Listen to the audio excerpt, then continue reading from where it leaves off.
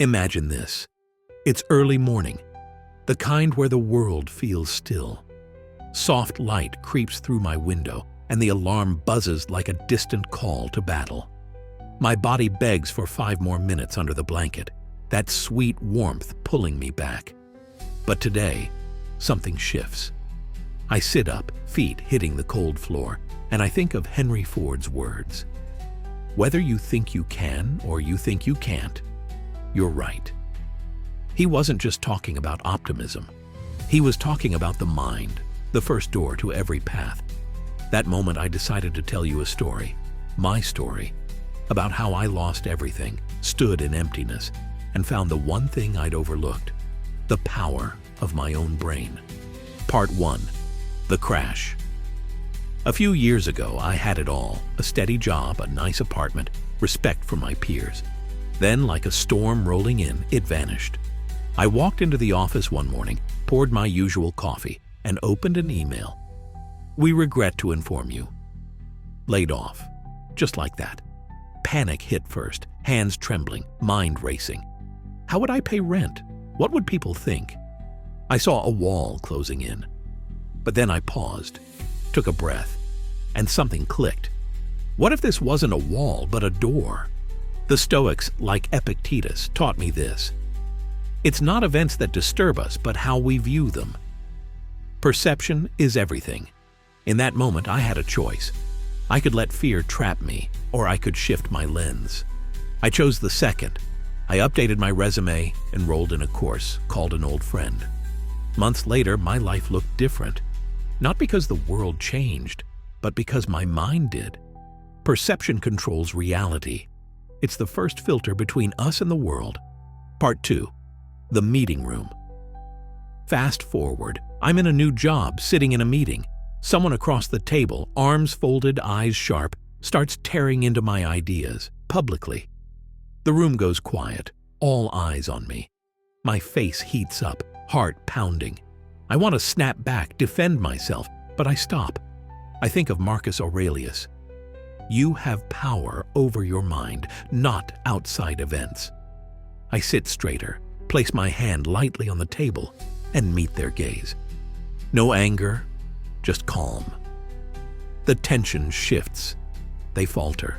They expected a reaction, but I gave them silence. That's when I realized the mind is a fortress. The world can criticize, praise, or slander. It's all just wind. If you let it in, you're swept away. But build walls with composure, and you stay free. Strength isn't in sharp words. It's in stillness. Part 3. The discipline. But that calm? It didn't come naturally. It took work. Every morning I'd wake up and ask, how will I stay steady today? I stopped judging others. Every judgment was just a mirror to my own flaws. I quit complaining. It only weakened me. The Stoics call this discipline, not rigid rules, but a choice to steer your mind. One night I pictured it, walking into a room, tension thick, someone challenging me.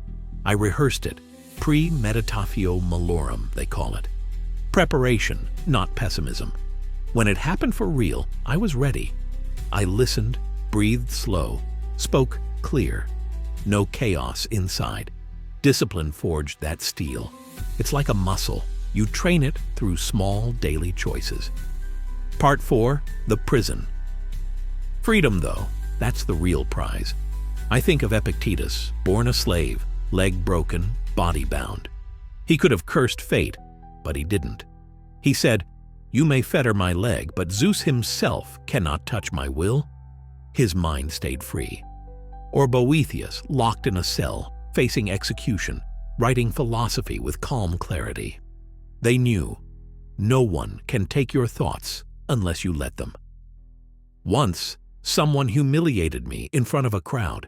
I wanted to lash out, but I asked, why should I react their way?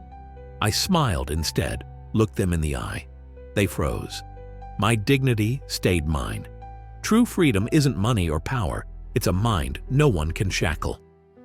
Part 5. The race. Then there's limits. Roger Bannister, 1954. Everyone said a 4-minute mile was impossible, dangerous even, He didn't buy it. He ran, broke the record, and suddenly others did too. The limit wasn't real, it was mental. I had my own wall once, starting over after losing everything. That voice whispered, "You can't." I asked instead, "Is it impossible? Or do I just think it is?" One step forward, small, shaky, opened the door. The mind builds prisons or breaks them. Every "I can" is a key. When I believed, my world shifted. Part 6. The Storm. Suffering hit hard after that. A betrayal, slandered online, business crumbling. I could have drowned in anger. But I thought of Louis Zamperini. Plane crashed, 47 days adrift. Tortured in a POW camp. He survived, forgave. Suffering wasn't his enemy. It was his forge. Seneca said, "Live as if poverty is your old friend. Accept what you can't change. Act on what you can." When contempt came, a sharp remark, a dismissive glance, I stayed silent.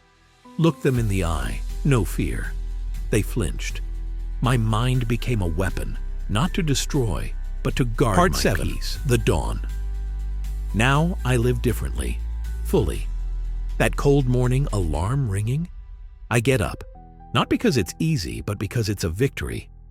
Marcus Aurelius wrote, "At dawn, tell yourself, I have work as a human being." I don't chase comfort. I do my part. Fear still comes, but I watch it pass. I journal nightly. What pulled me today?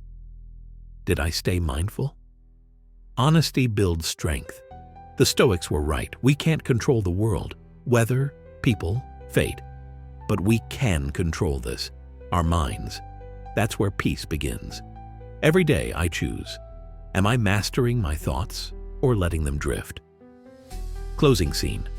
A call to action. So here's my question for you, watching this. Are you in control? A.